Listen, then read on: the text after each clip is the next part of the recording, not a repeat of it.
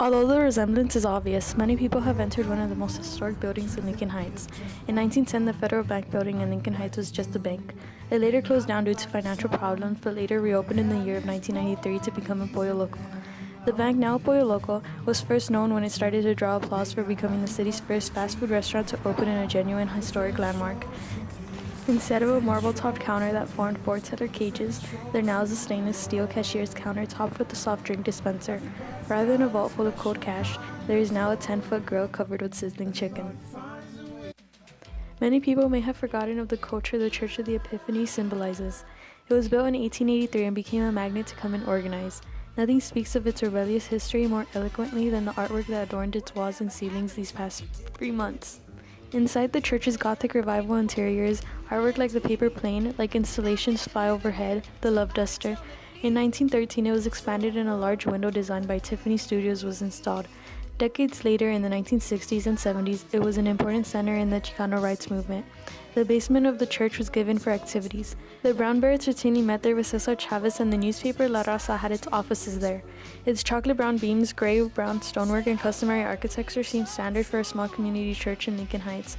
But if its walls could speak, perhaps they would rally and roar, because this place of worship was also a place of resistance in the 1960s and 70s. Now known as El Milagro Market, the area still resembles the hard work of the Lincoln Heights community during the 19th century. The Albion cottages were some of the oldest housing compartments that Lincoln Heights has to offer. These houses were built in 1875 in order to serve workers on the Southern Pacific Railroad. In the 1940s and 50s, Southern Pacific was at its highest point, envied by the transportation world for its plant, equipment, and strategic dominance of the Golden West. Hello, my name is Mr. Pasquazo. I'm the Vice Principal of Los Angeles Leadership Academy High School. What I do here is help create a path for the youth of today to become the leaders of tomorrow, give them opportunity to succeed outside and outside world, because there are many challenges that we face. I'm also here to make sure that we establish a positive family culture at our school. The site we're at, it's a historical site. The building is very historical, it's very old. It's probably seen a lot of history come through it. I know that it was a halfway house for single mothers. It was also somewhere where people could seek refuge, especially those mothers who did not have the opportunities as others, and they needed extra help. I know there's some kind of history involved with World War II in this building as well, but as the building itself is historical, so basically what that means is that it's one of the buildings which you can't just demolish. There's certain codes that needs to be kept for it because it's historical.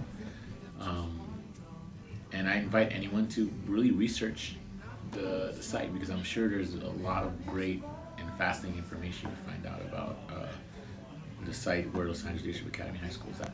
Built in 1927 at a cost of $5 million, the Lincoln Heights Jail officially opened in 1931. The 5-story Art Deco style jail was designed to accommodate 625 prisoners at full capacity. The jail was decommissioned in 1965 when the Los Angeles City Council and the County Board of Supervisors determined that it would be more cost-effective to close the prison and place inmates in the nearby county jail. The proposal includes more than 68,000 square feet of residential space, including affordable housing units, 220,000 square feet of commercial space, 57,000 square feet of manufacturing and retail space, and more than 4 acres of public open space. The proposal incorporates a 3.2-acre adjacent parcel to create a multi-use district connecting the former jail to public open space on the river. Ostriches arrived in Southern California in 1883 when an English naturalist named Charles Sketchley opened a farm devoted to the tall flightless birds near Anaheim. In what is today Buena Park, organizing the California Ostrich Farming Company and contributing $80,000 to the enterprise. There was a trend for ostrich feathers at the time for clothing bags. Over 100 to 150 visitors from across the region were touring his farm each day and started charging 50 cents for admission. In 1885, Sketchley partnered with landowner Griffith J. Griffith and moved his operations to Griffith's Rancho Los Feliz.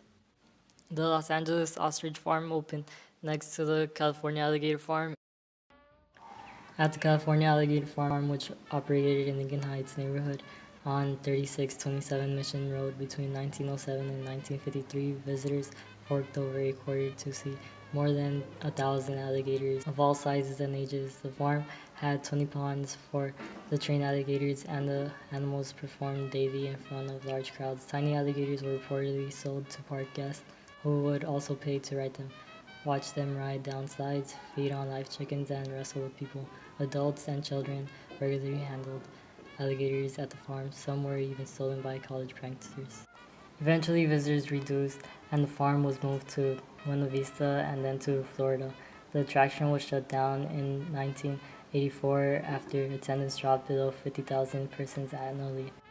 Though it's been half a century since alligators roamed the neighborhoods of Los Angeles, the history is still present.